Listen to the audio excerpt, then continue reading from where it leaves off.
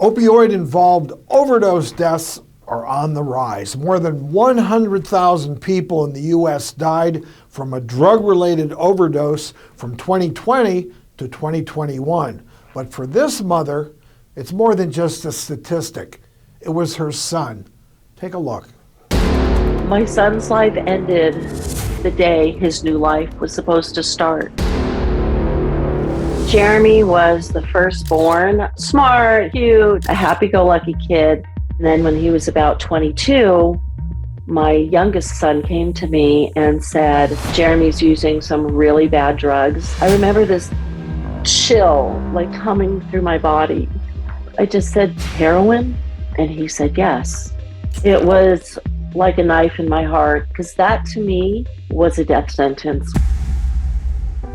We confronted him about it, and he reluctantly agreed to go to rehab for 30 days. When he came out of rehab, I thought he was cured because I knew nothing about addiction. And I never realized how powerful the pull of the drugs are. He went to rehab 3 times. The third time around, he had come out and really tried to reconstruct his life. He had found a job as an EMT, and he was really excited about starting. That night, I told him I was proud of him, and then I went to bed.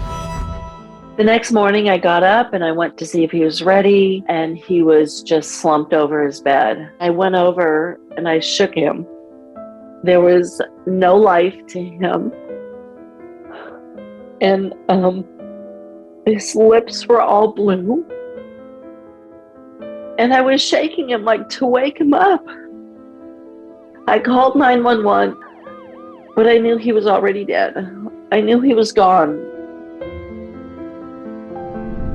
Jeremy's official cause of death was fentanyl. He spiked in his heroin. They found the person who sold it to him, and I knew I had to confront him. He was not just going to skate away into the shadows. Like, you are going to confront the mother of the boy whose life you took.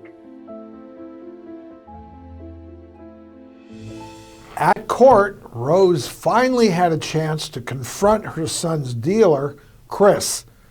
They both join us today. Welcome to the show, you two. Thank you for having us. Well, Rose, it's right before our eyes. We see you sitting next to the man who sold your son the drugs that he OD'd on. Yes, well, it's been quite a journey. I have forgiven Chris, and actually I'm very fond of Chris now. It's been quite the journey, but and he's now working in his recovery, and it's a good thing. Wow. Take us back. Tell us what happened that day at the courthouse. How did this relationship proceed to where it is today?